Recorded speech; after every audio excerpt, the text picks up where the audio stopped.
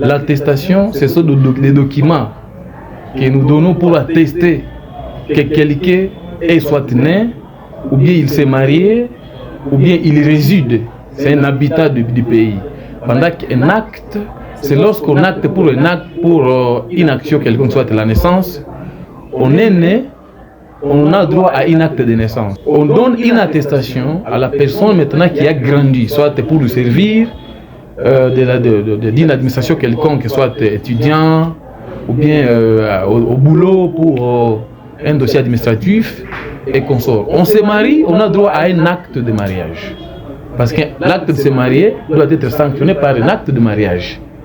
Voilà la différence entre l'attestation et l'acte. Maintenant, l'attestation est payable selon la loi budgétaire, tandis qu'un acte de naissance et un acte de décès se donnent gratuitement. C'est selon la loi congolaise. À la commune de Goma, c'est une commune qui applique la loi et qui maîtrise bien la loi. Son article 114, Code de la famille, on dit que toute naissance survenue sur le territoire national doit être enregistrée dans les délais de 90 jours qui suivent cette naissance, et cela sans frais.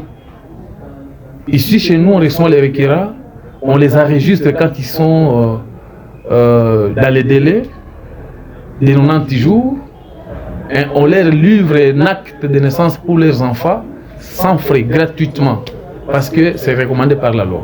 Mais pour les actes de mariage, c'est payable. Effectivement, il y a un problème pour les gens qui n'arrivent pas à enregistrer la naissance, parce que d'abord, les avantages pour enregistrer un enfant au bilan d'état civil, c'est que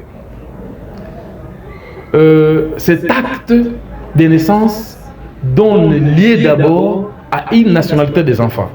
Pour un enfant qui n'a pas un acte, la loi l'épite d'apatride. Donc vous créez une apatridie à vos enfants pendant que vous ne l'avez pas amené pour leur enregistrement au bureau d'état civil dans les délais. Et puis, l'enfant n'a pas droit à l'héritage, donc la succession dans leur famille, s'il n'a pas un acte de naissance.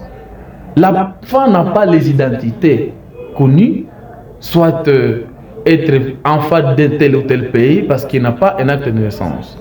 L'enfant ne peut pas passer sur la barrière, ne peut pas franchir donc, un pays dans un autre s'il n'a pas un acte de naissance. Même la province voisine, l'enfant ne peut pas y aller sans acte de naissance. L'enfant ne peut pas monter l'avion sans qu'il ait un acte de naissance. Donc c'est un document qui régit, donc c'est un document qui donne priorité à tout mouvement de l'enfant pendant qu'il est en train de grandir.